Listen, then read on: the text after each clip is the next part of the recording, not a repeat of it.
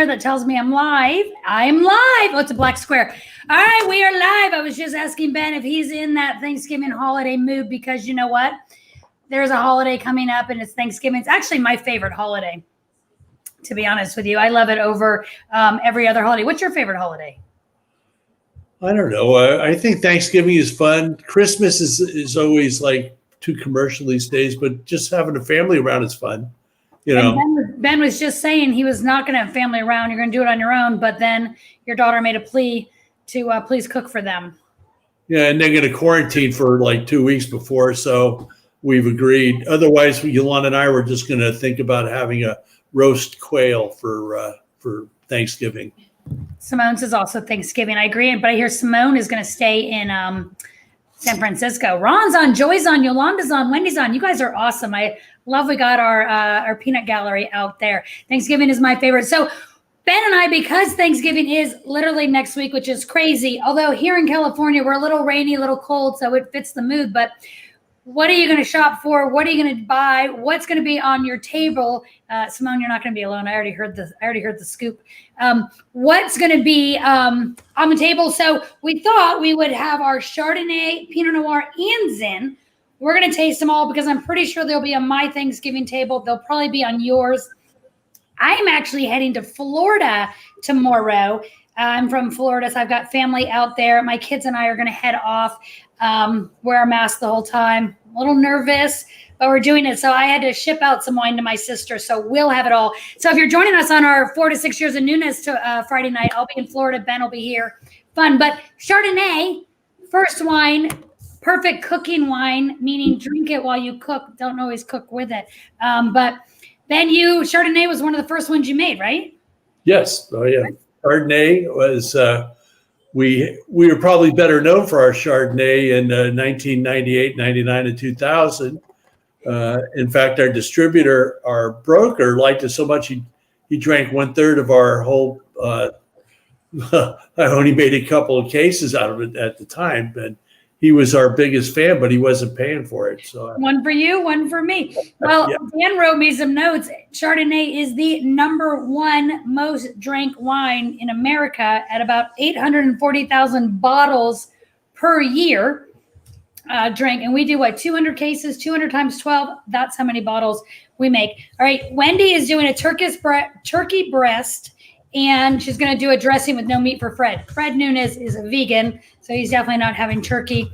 Ron, grilled duck breast in cranberry, honey, balsamic reduction, serving a mukaida, of course. Wow, nice choice. Great choice. Really nice. What year mukaida, Ron, are you going to do? I'm curious. But Chardonnay, so you make Chardonnay. We do about 200 cases, like I said. And it's a crisper Chardonnay, though. It's not that big butter oak. Yeah, no, it's balanced, has good acidity. It comes from an apple orchard, or used to be an apple orchard, and it still has that appley texture to it, and it has some apple, some pineapple, and some fresh melon in there, and bright acidity that carries the day for me. I like the brightness and the balance of the Chard. It has a little toastiness to it because we barrel fermented in new oak barrels and have quite a bit, we put it on quite a bit of new oak, but not for a long period of time, which gets what the spice you want without having too much, like chewing on a toothpick. But no, you don't get that. That's what I don't like, is that big oak. Like I was saying, I like to cook with Chardonnay, meaning I actually put it in my glass while I'm making food. This is easy. It goes also great with cheeses, your first course, your salads, your soups. Dan's laughing at me over here. Yeah. Cook with it, but you just. Oh, I put it in here. Drink with it while you're cooking. I drink it while I cook. Yeah, I mean, I don't. Yeah, hello. I don't waste that in there. You mentioned clam dip earlier, and that Chardonnay with a clam dip. It would go well. I'm gonna ask Ben what's his favorite Thanksgiving dish and his least favorite Thanksgiving dish, possibly growing up. And what is a dish that always has to be on every table besides like turkey and dressing? Because I had a girlfriend of mine who it wasn't Thanksgiving unless they had clam dip. That was just all there was to it. If you didn't have clam dip, it just didn't work. Yes, Marin French cheese, Laura Chanel cheese. Ron's drinking a 15 Mukaida. Nice. Well, the artichoke dip used to be a big one, but artichokes and wine don't. So we kind of outlawed the artichoke dip, but we saved that for another. And what is always on your table? Yams. For Thanksgiving. It's always with the pecan, brown sugar pecan crunchy top. Yeah. No marshmallows? Well, no, but then we have the my mother-in-law's layered Layered Jello. Yeah, the layered Jello. It wouldn't be the holiday without the layered Jello. And it's different colors, layers of Jello, right? So it's like a trifle or something where it's 7 or 8 different colors. Well, like bean dip, but with Jello and no Jello. We have it. Well, it's got some kind of white, creamy filling in between to separate the layers. I don't know. Is that cream cheese? I don't know what it is. I've had it, so I don't. I don't know. We'd miss it if it wasn't at the table, but sometimes they do the cranberry Jello.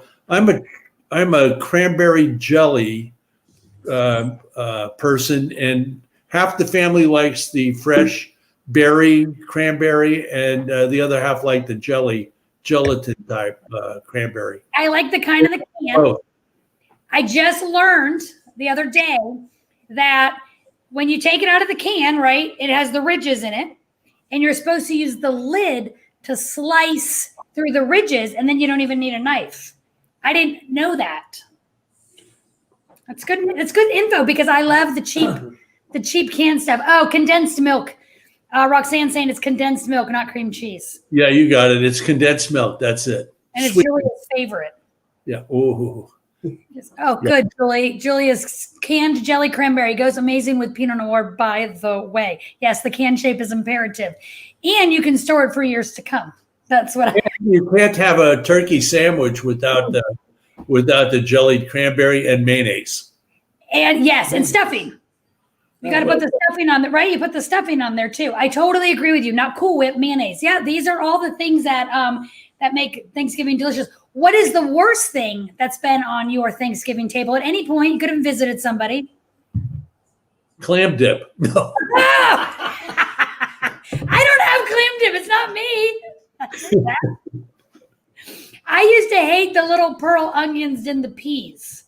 Why people put pearled onions in peas, I didn't know, but I hated that, and I would chuck them under the table. Why would people put peas with onions? The onions are great. The peas. Oh, I love peas. The onions, I like those, but what my mom used to do is she used to make pasta with peas and eggs, and that those three things never went together in my life. I would go for the macaroni and cheese if she was doing peas and eggs and pasta. So Yolanda said she uses butter instead of mayo. Oh, on your sandwich. I grew up that way. I would do both. Ron has mashed turnips. Is that your good or bad? I don't know. I'm Pete. It depends on where you live. I think a lot has to do with it because there's regional specialties that people like. Like alligator? Oh no. You asked me about that, and there's no chicken to that at all. It's all fishy chewy. It is all fishy chewy. I had Ben's grandkids over my house the other day, and they did turkey bowling. We put some ambrosia salad, Julia, can be delicious. We did turkey bowling. We put the bowling pins up, and they rolled a frozen turkey. So my turkey is tenderized. Is how I call it. It's not bruised. It's tenderized. Last time I went bowling with the boys, I hadn't bowled in like 30 years. My thumb got stuck, and I went down the alley with the ball about a third of the way. Did you get a strike? I didn't get the ball. Didn't leave my hand. It stayed on there. I only got a third of the way down the alley, and I had to retrieve myself. That's embarrassing. It was. All right, I'm looking more for my notes on Chardonnay. Here is here are some fun facts. Chardonnay in the 30s, 40s, and 50s was usually labeled Pinot Chardonnay because people thought it was related to Pinot Noir, when in actuality they are related to each other because it was a natural crossing. of the two clones or whatnot. Let's see. Oh, Chardonnay achieved its reputation for greatness in the Burgundy region of France. Around 800 AD, the Emperor Charlemagne, disgusted by the red wine that stained her husband's white beard, ordered that white grapes be planted. I didn't know that. Jeez, what a spoil sport. Do you get a lot of red wine in your beard? You're not full white. I could go with a little red stain in there, you know? No, I don't get it in mine. No. I get rid of mine. All right. Your mustache. I don't have a mustache either. I got rid of that little accent. Anyways, on to the Pinot Noir, because that's the so Chardonnay, again, I'm pairing while I cook. I'm drinking it while I cook and eating cheese and salamis and amazingness on mine.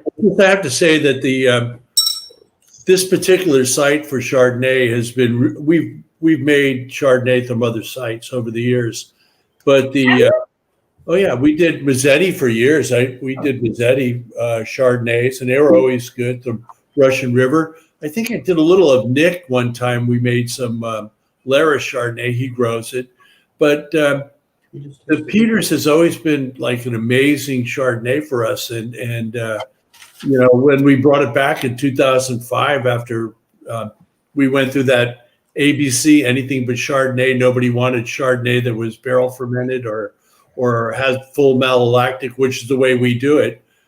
People just didn't want it. And it's really funny because Chardonnay in Sonoma County is the elephant in the room. It's way bigger than anything else. There's more Chardonnay grown in Sonoma County than any other grape varietal. So, okay, so Chardonnay is grown in Napa and in Sonoma. Is there a distinct difference between the Chardonnays that come out of Napa versus? I think it's more about style than actual differences in the terroir and the areas, because there's all the styles kind of dictate the Chardonnays pretty much. Everything from tank fermented stainless steel to fully fermented, fully barrel fermented malolactic style, which, you know, some styles go overboard, and I think the ones that are buttery popcorn, I think there was even one called butter. I think there is one called butter. Where is the most Chardonnay grown? What region? I actually know the answer. But it's Russian River, isn't it? No, Monterey. Monterey is 17,000 acres of Chardonnay. I don't have how many are in Sonoma or Napa, but Monterey grows the most Chardonnay. I am picky on my Chardonnays. I like your style. I like this crisp, clean, little apple, little citrus notes there, lemon zest. That's what I like. So I'm not going to do a Chardonnay tasting around the country and figure out if I like other ones or not. I like yours. I'm sticking with yours, Ben. You tasted it right out of the press the day we pressed it, and it was foamy and ugly looking and all brown, and but it tasted just like Martinelli apple. Sparkling apple cider. It did. I could get my kids that, right, because it's a very expensive apple juice, but because there's no alcohol in it at that point. Right. No, we make popsicles out of it. We also make Pinot pops. We make Zeno pops and Chardonnay pops. Popsicles. Where are they? Huh? Where are they? Well, we ate them. Well, clearly, damn this remote working from home. I've missed out on we used to have Haagen-Dazs chocolate bars in the fridge. Those I ate, freezer. Well, these you have to do when the fruit just comes in, when it's just crushed, so that you just take the juice. So we take a quart of juice home and make popsicles and give them to the kids. So I have Zin pops, Pinot pops, and Chard pops. I have never had that, and now I'm intrigued, and so I'm thinking next year, because obviously I'm late to the party. Clearly, I've missed the party. I'll make them for you. Let's make them for me. Ron is saying he prefers a drier, more minerality Chardonnay in a Chablis style. Ron, I kind of feel like ours is a little more in that Chablis style than that Napa, Sonoma County big butter style. But Ron, have you had our Chardonnay? Curious now. Yes, popsicles do sound good. I absolutely Agree. I like our Chardonnay again is the best selling wine in the United States. And don't serve it too cold. You go out and you order it and it's always so cold, and let it warm up a little. Flavors just come out so much more when it gets a little more of that room temperature. You're like, okay, on to Pinot Noir. It depends on what room temperature what room it is we're talking about, where your room is. A guy in Hawaii told me, geez, I've been drinking your wines. They're a little warm. He said, where are you? He said, well, I'm in Hawaii. And where do you keep them? Under the stairs. No, that ain't going to work. So in San Francisco, the original winery was underground because we were on a steep hill. And so the temperature was always like 58 and never higher than 60. So that's the temperature you'd like, room temperature you'd like to serve it at. Original winery is also known as the garage, which was awesome. So Renee made fun of me once because you see my wine back there. And she said, you always tell people to put it in the cooler. That's a cooler below. But that wine up there, A, gets drank fast. But B, I keep my house at a good temperature because of the wine, not because of my children, because of the wine. That's what sweaters are for, right? Exactly. I'm wearing my Thanksgiving sweater. I match my fish. But Pinot Noir. So we did. Or color shirt. Yeah, Ron, you can be fine. He's had our Chardonnay before in the tasting room, and also Bacagalupi.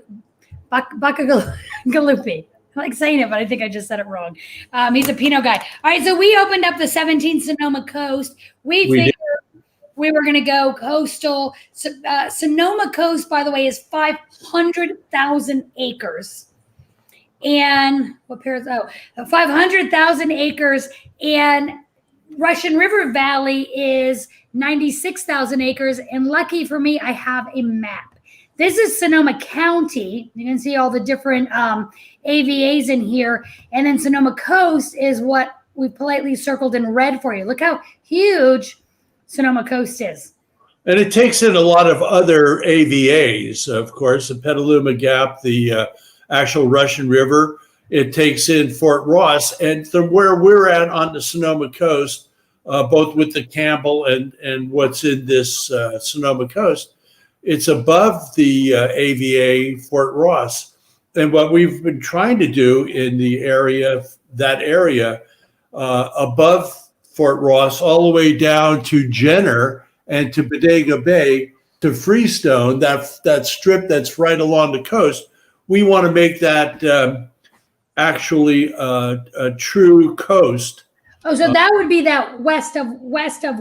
So see Annapolis in the top left-hand corner, that's where our Campbell Ranch. Right. And so there is an association now that's pushing to make that a smaller AVA, the True Coast. And right now it's called WOW, West of West. So we're really west of most of the vineyard, and we're right on the coast with some of those. So I think that's going to be a very interesting AVA when it's finally formed, I believe.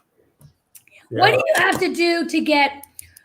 So if they come up with a new AVA, you can literally go, Campbell Ranch is Sonoma Coast. They changed the new AVA. Now you can go next year bottling. You can go, Campbell Ranch is now West of West. Wow. You can just change it like that, right? You don't have, you as the winemaker, do you have to do anything? Well, you have to all on the vineyard. Well, you have to send the label approval for you have to ask the government to approve the label. So if you're putting an AVA on it, which is new, if you've been using the Sonoma Coast as an AVA, you don't have to have that approved. But if they make it like West of West or the True Coast, you'll have to have it approved the first time you use it. But what they use to identify a new AVA is that the soils and the microclimates are different than areas around it, that are identifiable, quantifiable, that there is a difference between the coast and the Russian River. And so that's how they determine that there's a new AVA. Now, for example, we've seen this in just a few years that we've been working in the Russian River, it's 40 years that I've been working in it. But in 2005, they extended the Russian River south of Sebastopol. The Sebastopol Hills were kind of the southern limit to the Russian River. But Gallo had on the incline going out of Roanoke Park over to Petaluma, that whole hill on the on the west side of 101 was planted by Gallo, and in their attempt to make more money for their AVA, they pushed the government to look at the data that they produced of the drip, the way the watershed was, and then it ran into the Russian River and the fog and all that. So they put a compelling case together, and they expanded the Russian River AVA past the Sebastopol Hills, which was Sonoma Coast. And so 2004, Randy Peters' vineyard was in the Sonoma Coast. And in 2005, it became part of the Russian River, and Renee changed the label and had it approved to Russian River. I don't agree. I wanted to stay in the Sonoma Coast, but that's another story. Yeah, we don't have time for that one today. So if you have a Peters vineyard from 05 earlier, it does say Sonoma Coast on it. Now it says Russian River. And Ron, you just brought up a great point. Ron is one of our great wine club members in New Jersey, sent us an article with a podcast with Wine 101. And last week's podcast was all about the AVAs and the fact that Napa has 9 AVAs. It got some mountains, some valley, and they're much smaller than Sonoma. And Sonoma just goes crazy with their AVAs. So I encourage you to check out the Wine 101 podcast. It's fascinating to listen to. Wendy Nunez is saying we have to label the grapes from the appellation we want to use. So, Wendy, can you alternate between appellations, or once you pick one, do you have to go with another one? Kind of my question. I'm kind of curious on this AVA, because I guess the AVAs just dial in that flavor profile. And so, if you like one AVA in particular, you're probably going to like other wines, varietals from that AVA. Although I do believe stick with the winemaker, because the winemaker tends to be the whole reason for AVAs is to quantify what you expect in that area, and the more refined they can, it gives the consumer a better opportunity to know what they're buying. Like for Rieslings, for example, could be totally extremely dry to completely sweet wine. So it's very difficult. So they're trying to advance a way for the consumer to understand what they're buying. It's just another help for them to identify an area that they like, and then within that area are quantifiable parts of it. So, right, yeah. No, that makes sense. All right, so this Pinot, let's see, oh my God, he left me. He told me he was going to leave me, and he did. What a punk. So Wendy's saying we can either be Sonoma Coast or Russian River Valley, but we'll label according to what the winery wants. Oh, isn't that interesting? I can't read all that. So a couple fun facts about Pinot Noir, unless Ben's going to join me again. But if you're having wine, cheers to Thanksgiving. All right, let's see. Pinot's thought to be 2,000 years old. Cab Sauv's only a couple hundred years old. You told me you were going to disappear. My thing just disappeared. Sorry. I'm going to start taking offense at this. I went into some facts on Pinot Noir. It's about 2,000 years old. Cab Sauv's a couple hundred. Pinot Noir, Pinot Grigio, Pinot Blanc. I was going to do a little wine dinner with some friends, and I was going to call it the P tasting. You must bring a Pinot. So Pinot Blanc, Pinot Grigio, Pinot Noir, Pinot Meunier. How do you say that? And a dish that starts with a P. That was going to be my dinner. Each grape DNA was analyzed to find out they are identical. Analyzed? Yeah. So if you like Pinot Noir, drink all Pinots. Chard and Pinot are related. And is Pinot the mostly influenced grape by terroir? Yes. I can't answer that question, but I can say that it mutates the grape itself. Like there's hundreds, if not thousands, of different clones of Pinot, whereas there's just a few clones of Cabernet and Merlot and Cabernet Franc in that. But Pinot is one of the very oldest vines grown, and Primitivo, I think, is another very ancient grape. Just kind of like But Pinot it mutates, so there's thousands and thousands of different clones of Pinot. So is Pinot ever used in other blends? Except for sparkling wine, which is Blanc de Noir or Blanc de Blanc, or just Pinot or Blanc or Pinot Blanc. I don't think we'll hear of these Cab Pinot blends. So back to pairing for a second, your list. Personally, turkey, any bird, turkey, duck, chicken, Cornish hen. Me too. I like. And the other thing about turkey, though, if you cook it till it's well done, you might as well grate it and throw it away, because too many people cook dry turkey, which is. How do you cook your turkey? Till it's medium rare, and then pull it. And then you let it cook. You don't just about 155 degrees, and I pull it. And they recommend to pull it at 165 or 170. I pull it and let it sit there for a while, and it's much moister. Dry turkey just doesn't get it. Do you do anything special to your turkey? Well, if you ask, I do actually. I've been cooking turkey. I was a cook in the Army for 6 years. Besides, I probably cooked way more. That's what got me into making wine, is that I cooked, and I needed to have some wine to go along with my cooking. So fair. There you have it. But anyway, I coat my turkey in mayonnaise, and then I use salt and pepper and garlic powder.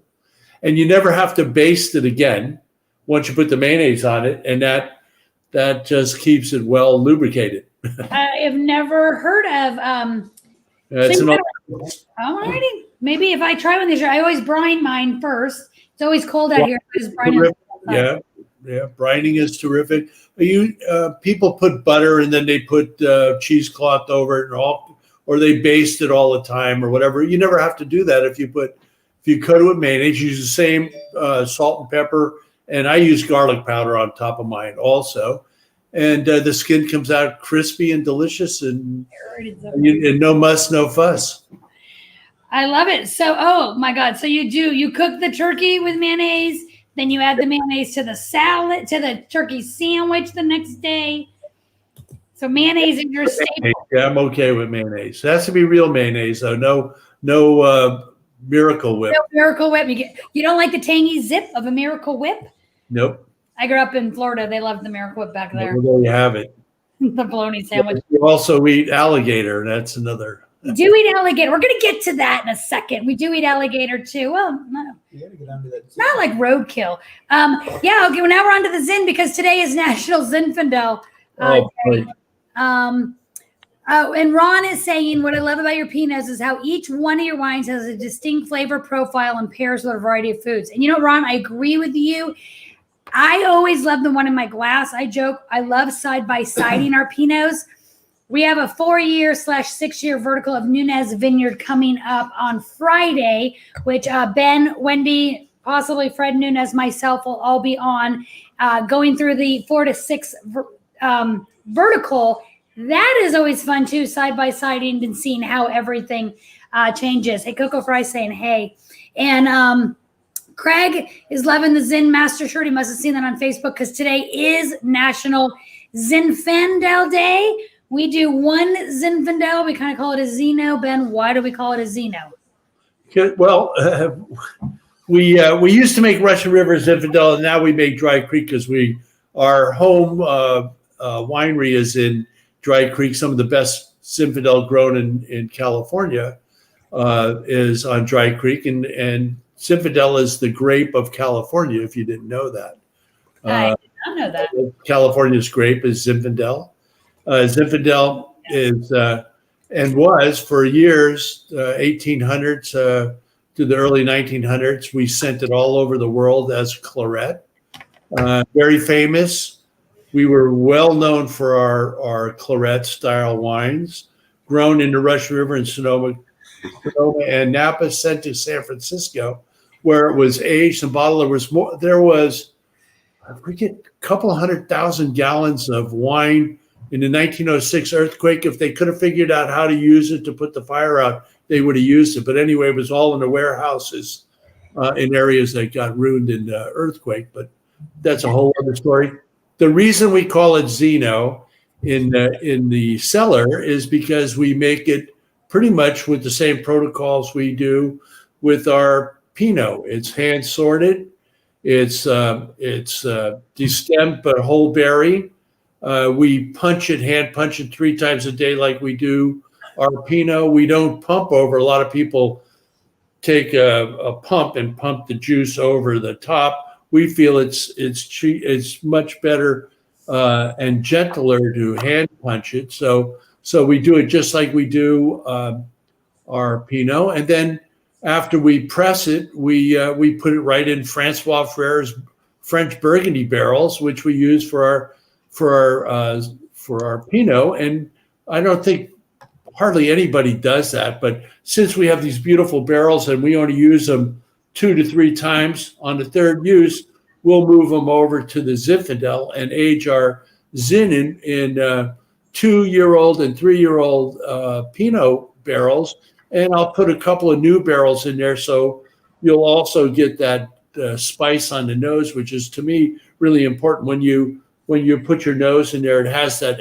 I mean, it just draws you in, just like the Pinots do. So yeah, we call it Zino.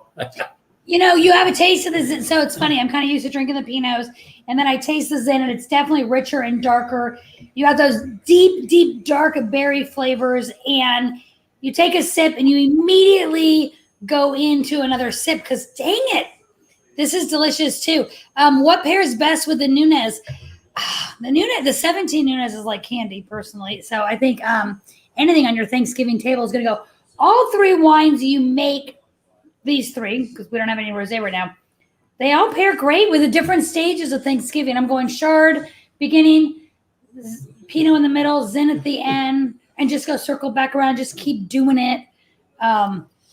No, these are, pair the Zin with grilled lamb chops. I bet that's delicious. So we have, we're trying to wrap it up now. We've been doing a ton of virtual events because, of course, COVID, you're kind of stuck at home. Nobody knows what's going on still. We've done Riedel seminars. We've done bingo. We've done wine and cheese. We're doing them with all the different wines, which is fun. We have Valley Ford Creamery is coming up December 3rd. I am not a blue cheese fan, although I'm not a Chardonnay fan. And now I've always loved your Chardonnay. I love their blue cheese. Valley Ford is a super small little creamery in California. They figured out how to do shipping for us. So we have a wine and cheese, 3 wines, 3 cheeses pairing coming up on December 3rd. If you're looking for some new cheeses to try as well, phenomenal. Push the envelope a little and threw some chocolate, dark chocolate from Volo in with Chardonnay. Amazing. So we've got a wine, cheese, and chocolate, a second one coming up December 11th. Different cheeses, different chocolates, different wines. Did my due diligence last week and paired everything incredible. We got another bingo coming up, and then we have our own Thanksgiving parties, which we all know we need wine for family. I do. Sorry if my family's on here. But phenomenal. Cyber Monday is coming up. I would just pay attention to your emails for Cyber Monday because that'll make your holiday way better, as well as ours. And, of course, our tasting room is open. Come visit the tasting room. Or if you're looking for your own private event, we can't do company parties. You might not be able to get together with your family, but you know what? Get a group together. Call us up. We'll send you a bottle of wine, a couple bingo cards. Play bingo with us. It's easy. It's fun. You can win a Magnum. I haven't won anything yet, but I think that's because I work. And also, if anyone has any questions or ideas of stuff that they'd like to hear about or something that we can go into on one of these afternoons, we'd be glad to do that also. So we're always open for that. Yes. And on that, Ben and I have been doing what we call unboxing and uncorking in lieu of a wine club party this year. If you're a wine club member, December 1st or December 8th, free to you. Join us on Zoom.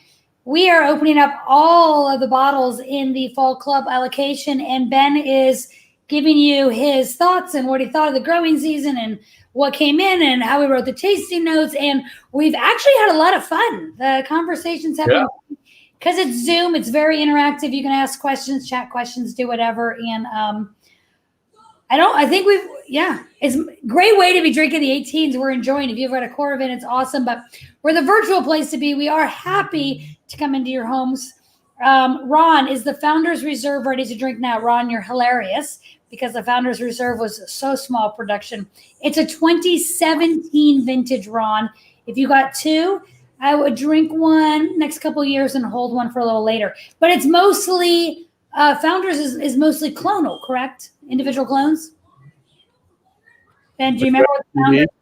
Yeah, that's back to you. Do you remember what the Founders? No, that was too long ago. That's the wine that has the medallion on the front and the wood box. I'm unsure, but it's a mix of clones for sure. It's a surprise. It's only Peters and Laris. That's it. It's mostly. Okay, so you had to remind me that. Yeah, we took the best parts of both the Laris and Peters because they're the two founding vineyards of our program. So in representing the best of the best at the beginning, and we've worked with these guys, both of them, for over 20 years, which is, for our little winery, that's quite amazing. Yeah. It's really amazing. And on that note, we thank everybody who has supported us. We are thankful to you. Oh, but next week, Ben and I are on. I will be in Florida with my family. Ben will be here possibly with his family. We got some video clips of some traditions from our tasting room, our back guys, everybody. We're going to pop those in. So we're hoping you're going to join us next Wednesday, pre-Thanksgiving. Drink some wine, share some stories. I'd love to hear some Thanksgiving mishaps. Oh my God, one year my aunt totally carded my boyfriend and he had to keep showing his ID if he ever wanted to drink. Hilarious. Well, Ron, you can will me your other, but I have a feeling you're going to be around for a while. Anyways, cheers, everybody. Thanksgiving. Please stay safe for Thanksgiving. You know, that's going to be very important under the circumstances. Stay safe. Keep the family safe. Enjoy the holiday. Cheers to all of you. Happy Thanksgiving. Happy Thanksgiving. Cheers. Cheers.